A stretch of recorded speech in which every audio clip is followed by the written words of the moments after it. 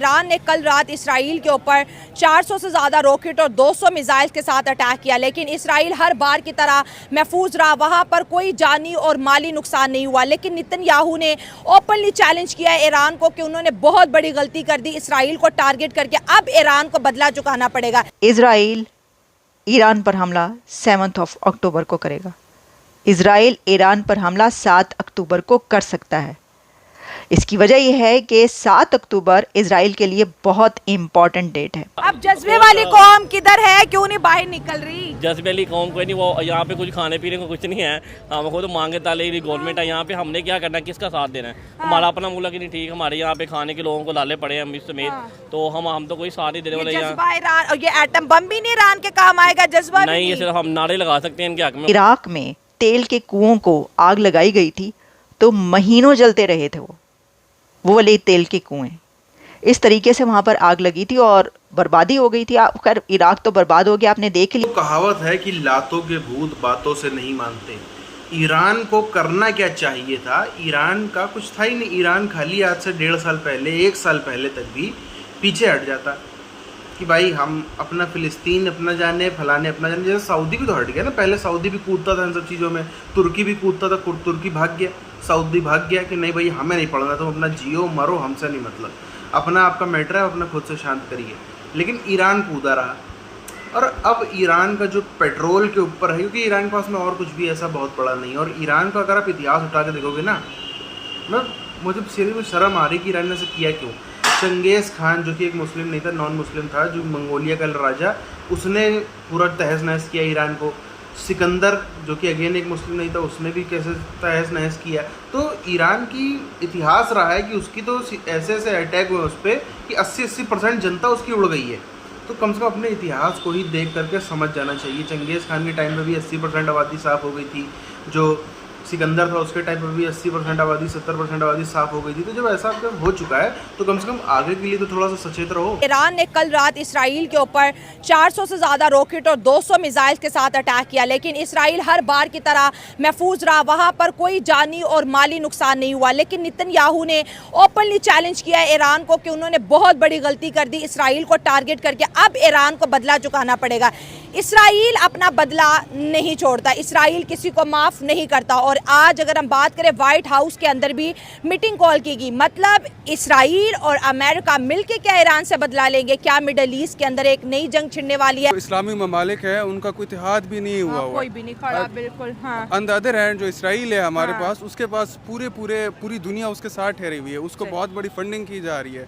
और ये सारा कुछ इसी की वजह से हो रहा है। इसराइल के पास बहुत बड़ी फंडिंग है, UN नेशन का पैसा है, दूसरा पैसा है, और ईरान तो खुद लड़ रहा है। उसके साथ किसी किस्म की कोई मुल्क भी उसके साथ नहीं ठहरा हुआ है। एक रशिया के साथ उनकी थोड़ी बहुत लेन देन है, अदरवाइज कोई भी नहीं है। बस सिर्फ बयान दिए जा रहे हैं। UN नेशन के अंदर भी सिर्फ बयान दिए गए।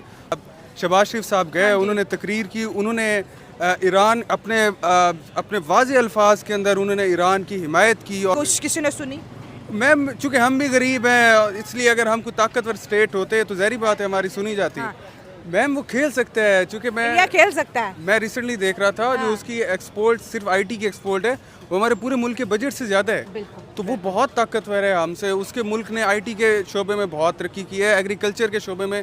उसका प्राइम मिनिस्टर नरेंद्र मोदी जिस मुल्क के बारे वो अपना बयान जो भी वो देना चाहे वो दे सकता है। हम लोग नहीं दे सकते, चूँकि हम IMF की हमें सपोर्ट चाहिए, हमें दीगर चीज़ों की सपोर्ट चाहिए, इंटरनेशनल इदारों की सपोर्ट चाहिए। उसके बगैर तो हम लोग नहीं चल सकते। इसराइल ईरान पर हमला कब करेगा और इसराइल ईरान पर हमला किस जगह करेगा? तो पहले सवाल का जवाब यह है कि इसराइल ईरान पर हमला 7 अक्टूबर को करेगा। इसराइल ईरान पर हमला 7 अक्टूबर को कर सकता है। इसकी वजह यह है कि 7 अक्टूबर इसराइल के लिए बहुत इम्पॉर्टेंट डेट है। 1 साल होने को है। 7 अक्टूबर आ रहा है कि जब इसराइल के अंदर घुसकर हमास की तरफ से जो दहशतगर्दी की गई थी, उसकी वजह से उसके रिज़ल्ट के तौर पर इस वक्त हम ये जंगें होती हुई देख रहे हैं। इसराइल हमला कहाँ करेगा? तो इसके लिए कुछ खबरें आ चुकी हैं और इसराइल की तरफ से भी ये कहा गया, और जो मिडल ईस्ट के एनालिस्ट हैं वो भी यही बात कर रहे हैं कि इसराइल की तरफ से ईरान के ऑयल एंड गैस को निशाना बनाया जाएगा, टारगेट किया जाएगा। तो अगर ऐसा होता है तो फिर ये क्राइसिस बढ़ के एक बड़ा क्राइसिस बनने जा रहा है। अगर हमास की बात कर लें, हमास ने जिस तरह से इजराइल पर हमला किया वो एक दहशतगर्दी फॉर्म में आ रहा है। इजराइल ने हमास का किया तो वो सारे देख रहे हैं, और इंडिया तो वैसे भी उनका फ्रेंड है, उसने बोला है कि हम दहशतगर्दी को बिल्कुल भी सपोर्ट नहीं करते, और जो इजराइल कर रहा है वो बिल्कुल ठीक कर रहा है। और ईरान इंडिया ने तो वाकई बोला, डॉक्टर अजय शंकर ने भी तो कहा कि जो 7 अक्टूबर को हुआ वो एक टेररिस्ट अटैक था। इंडिया तो अपने जितने भी साथी उनको सपोर्ट कर रहा है। ऐसे है, और जितनी टेक्नोलॉजी इसराइल के पास है, ठीक है, उनका अगर हम आयरन डोम की बात कर ले, उनकी टेक्नोलॉजी की बात कर ले, खमीनी की भी जो है बारी है। क्योंकि अगर ईरान ने अटैक करना था तो ईरान इजराइल को अपने माइंड में रख के अटैक करता, उनके जैसे सोच के अटैक करता। उसने जज्बाती वे में, उसके पास जितने मिसाइल थे, जो कुछ था, उसने फटाफट उन पे दाग दिया। लेकिन इजराइल के तो एक लोग को भी कोई फर्क नहीं पड़ा, क्योंकि वो हर तरह से, क्योंकि उनके दुश्मन बहुत ज्यादा है और वो हर तरह से अपने लोगों को सेव रखते हैं। जो हमास ने उनके साथ गया था, चलो वो हो गया, लेकिन उसके बाद वो बहुत ज्यादा इंटेलिजेंट हो गए, उनको आइडिया हो गया कि हमने अपने लोगों को किस तरह सेव करना है। ना सिर्फ ये कि लॉन्ग टर्म ईरान को नुकसान पहुंचेगा, बल्कि इसके साथ उसकी मईशत भी डूब जाएगी और वहाँ पे तबाही भी बहुत होगी। आपको अगर याद हो तो जब इराक में तेल के कुओं को आग लगाई गई थी तो महीनों जलते रहे थे वो वाले तेल के कुएं। इस तरीके से वहाँ पर आग लगी थी और बर्बादी हो गई थी। खैर इराक तो बर्बाद हो गया, आपने देख लिया। ये बात सच साबित होती है कि इन ग्रुप्स को ईरान ही बैक करता है। तो ईरान ने ये साबित कर दिया, एक तरफ उसने हमास का बदला लेने, हनिया का बदला लेने के लिए इजराइल पर अटैक किया, और फिर उसने जो हिजबुल्लाह है उसका बदला लेने के लिए इजराइल पर अटैक किया। अब ईरान ये कह रहा है कि अमेरिका इसमें से हट जाए, पीछे हट जाए। This is unbelievable. इसकी वजह यह है कि आपको ये कहा जा रहा था कि हिजबुल्लाह इसमें से हट जाए, आपको ये कहा जा रहा था हमास इसमें से हट जाए, आपको ये कहा जा रहा था हुतीज़ इसमें से हट जाएं, आपको ये कहा जा रहा था आप इसमें क्यों आ रहे हैं? अगर हिजबुल्लाह लड़ रहा है तो आप पीछे हट जाएं, हमास लड़ रहा है तो आप हमास को सपोर्ट क्यों करें, आप पीछे हट जाएं। वो सब बातें ईरान ने एक्सेप्ट नहीं की और ईरान ये कह रहा है कि अमेरिका पीछे हट जाए। हम देख रहे हैं एक इसराइली नहीं है जिसको मतलब कोई मतलब कि जख्मी हुआ हो या उनको कोई फ़र्क पड़ा हो। हाँ। तो देखें हालात तो ख़राब होते नज़र आ रहे हैं हमें, तो मैं यही कहूँगा। ये डर जो है अब ईरान को कौन बचाएगा? इसराइल को तो इसराइल की टेक्नोलॉजी और अमेरिका की हेल्प ने वो तमाम मिसाइल हवा में इंटरसेप्ट कर दिए, लेकिन अब ईरान का क्या होगा? ईरान यही कहूँगा कि ईरान के मेरा नहीं ख्याल कोई इस जंग में शामिल होने वाला है, खास तौर पे हमारे पाकिस्तान ईरान का कोई साथ नहीं देगा, एटम बम वाला भी नहीं देगा, कोई भी नहीं देगा, सऊदी अरब भी नहीं देगा, कोई मुस्लिम पाकिस्तानी कह रहे हैं एटम बम है हमारे पास। हाँ, ये हमारे एटम बम है, ये तो चल ही नहीं सकते। इस मुल्क ने उनका साथ नहीं दिया और इसराइल ने अगर ये बयान दिया है कि हम इसका सख्त जवाब देंगे। हाँ। और इसका सख्त जवाब ईरान को मिलेगा। इस तरह जो बाइडेन है, जो अमेरिकन प्रेसिडेंट हैं, उन्होंने भी यही कहा अपने कि हमारी पूरी सपोर्ट है इसराइल को। ठीक है, तो देखिए अब क्या होता है। अब जज्बे वाली कौम किधर है, क्यों नहीं बाहर निकल रही? जज्बे वाली कौम कोई नहीं, वो यहाँ पे कुछ खाने पीने को कुछ नहीं है। हम खुद मांगे ताले की गवर्नमेंट है यहाँ पे, हमने क्या करना है, किसका साथ देना है? हमारा अपना मुल्क ही नहीं ठीक, हमारे यहाँ पे खाने के लोगों को लाले पड़े हैं समेत, तो हम तो कोई साथ नहीं देने वाले। यहाँ ये एटम बम भी नहीं ईरान के काम आएगा, जज्बा नहीं, ये सिर्फ हम नारे लगा सकते हैं इनके हक में। एक तरफ दुनिया भर के बड़े बड़े जो इजराइल के फ्रेंडली कंट्रीज हैं, उनके लीडर्स का डायरेक्ट ना सिर्फ कॉल पहुंच रहा है सहानुभूति के लिए, बल्कि इंडिया जैसे देश, अमेरिका जैसे देश ये खड़े हैं कि बताइए आपको क्या मदद चाहिए, हम तुरंत मदद, हर तरह की संभव मदद के लिए हम तैयार हैं। इंडिया से ब्रह्मोस जाने की आप सबने बातें सुनी हुई, ब्रह्मोस मिसाइल जा रही है इंडिया से।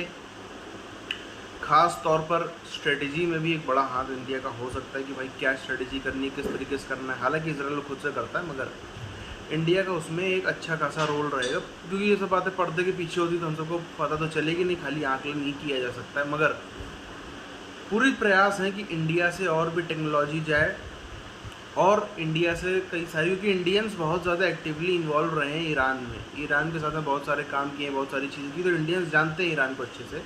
इसलिए पूरी बिल्कुल सलाह मशवरा ज़रूर लेगा इजराइल, इंडिया से, अमेरिका से लेगा, बाकी सबसे लेगा। और नेतन्याहू साहब का ये जो बयान भी आया है सामने हमारे कि अब जो बदला होगा, अब जो जवाब मिलेगा, वो बहुत ही ज़्यादा खौफनाक और दिल दहला देने वाला होगा ईरान के लिए, क्योंकि अब तक उसने इस तरह की जो है वो किसी देश ने भी झेला नहीं होगा।